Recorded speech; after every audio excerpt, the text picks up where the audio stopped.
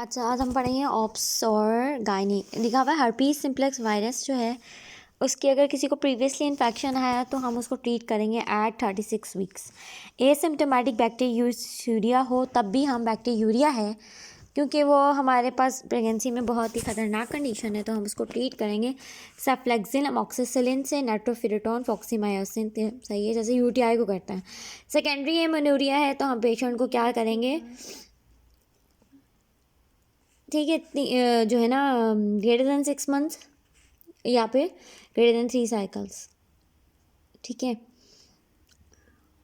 थायरोइडाइटिस हैशोमोटो होता है और पेनलेस होता है। जो हैशोमोटो है उसमें वेरिएबल आयोडीन अपटेक आ गया, जबकि पेनलेस थायरोइडाइटिस के अंदर लो रेडियो आयोडीन अपटेक आता है, याद रखना है। फिर आता है डिसजर्मिनोमा। इसके अंदर हमारे पास जो LDH होगा ना वो बढ़ा हुआ मिलेगा। एंडोडर्मल साइनस के अंदर जो है अल्फा फिटोप्रोटीन बड़ी होती है। टेरेटोमा में जो है डर्मोइड सिस्ट होती है।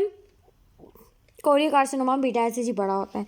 जब हमारे पास एरोमेटेज की डेफिशिएंसी होती है तो हमारे पास डिले हो जाती है प्यूबर्टी, जिसकी वजह से हमारे पास जो है ना एरोमेटेज जो है वो हमारे पास टेस्टोस्टेरोन से हमारे पास एस्ट्रोजन बनाता है, तो इसीलिए हमारे पास क्लेट्रोमेगैली मिलेगी, ऑस्टियोपोरोसिस मिलेंगे, एंड्रोजेंस के लेवल बढ़ जाएंगे, ठीक है।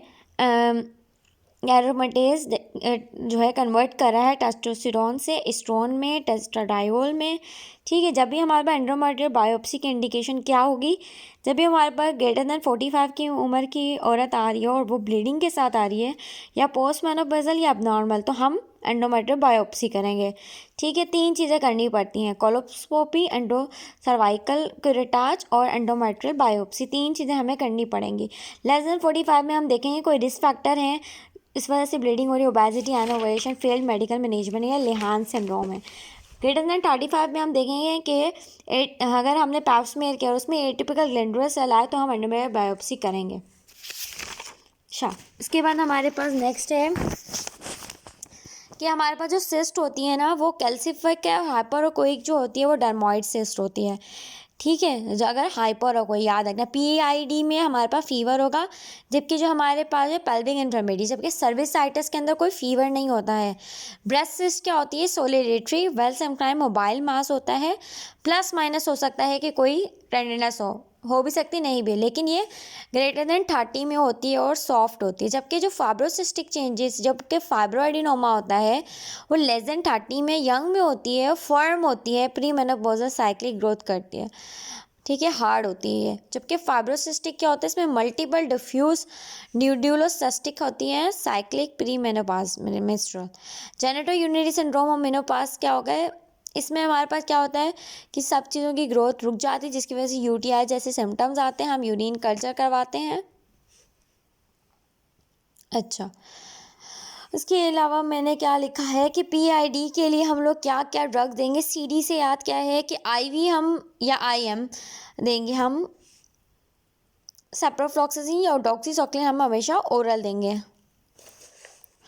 या फिर अगर ये नहीं दे पा रहे हैं तो IV क्लिंडामाइसिन या फिर जेंटामाइसिन दे सकते हैं, या फिर हम मेट्रोनिडाजोल देंगे अगर एप्सिस है। कैंडिडा वेजिनाइटिस जो है उसके लिए हम जो है ओरल फ्लूकोनाजोल देते हैं। अगर,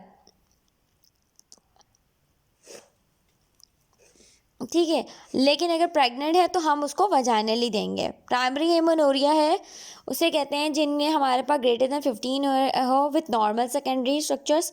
लेस देन 15 में अगर हेमोनोरिया हो रहा है तो वो नॉर्मल बात है। एज में अगर ग्रेटर देन 13 है और लेकिन उसके अंदर अभी तक सेकेंडरी स्ट्रक्चर नहीं आए हैं, अगर एज 13 से ज़्यादा है और अभी तक उसके सेकेंडरी स्ट्रक्चर कैरेक्टरिस्टिक्स भी नहीं डेवलप हुए है और एमोनोरिक है तो हम टेस्ट करेंगे। सबसे पहले हम प्रेगनेंसी टेस्ट करते हैं, उसके अलावा फिर हम स्ट्रक्चर एबनॉर्मलिटी, थायराइड, FSH सब करते हैं। ओरल कॉन्ट्रासेप्टिव की वजह से हाइपरटेंशन हो जाती है। हाइपरटेंशन क्यों होती है कि एंजियोटेंसिन की सिंथेसिस को बढ़ा देता है। पेनलेस जो है वो सप्लस के अंदर होती है हमारे पास, और क्लैमिडिया में अल्सर्स होते हैं। अच्छा, फिर मैंने सर्विसाइटिस में नो फीवर और PID में फीवर लिखा है। बेस पे हमारे पास बर्थुलिन सिस्ट होती है। अच्छा, मैंने लिखा है पोस्ट रेजिडल वॉल्यूम जो है वो 150 फीमेल्स में होती है, जबकि मैन में जो है ना वो कम होती है एबिलिटी टू स्टोर यूरिन, ठीक है। हमारे पास 2 तरह के कैंसर है वजाइनल कैंसर के अंदर, क्लियर सेल कार्सिनोमा है, एडिनो कार्सिनोमा है। जो क्लियर सेल कार्सिनोमा है वो हमारे पास बड़ी एज की उम्र में होता है 60 में, और ह्यूमन पेपिलोमा हमारे 16 और 18 की वजह से होता है। ठीक है, वजाइनल का कैंसर या फिर हिस्ट्री हो सर्वाइकल का कैंसर हो तो अभी वजाइना में हो सकता है। सिगरेट स्मोकिंग है, अपर 1/3 of posterior vaginal wall involve होती है, पीछे की तरफ की वजाइना की वॉल इन्वॉल्व होती है। जबकि क्लियर सेल एडिनोकार्सिनोमा यंग में होता है, और वो वुमेंस जिनकी मदर्स ने DES यूज़ किया मिसकैरेज के लिए, जो कि पुराने ज़माने में यूज़ होता था, तब अपर 1/3 of interior vagina wall use होगी।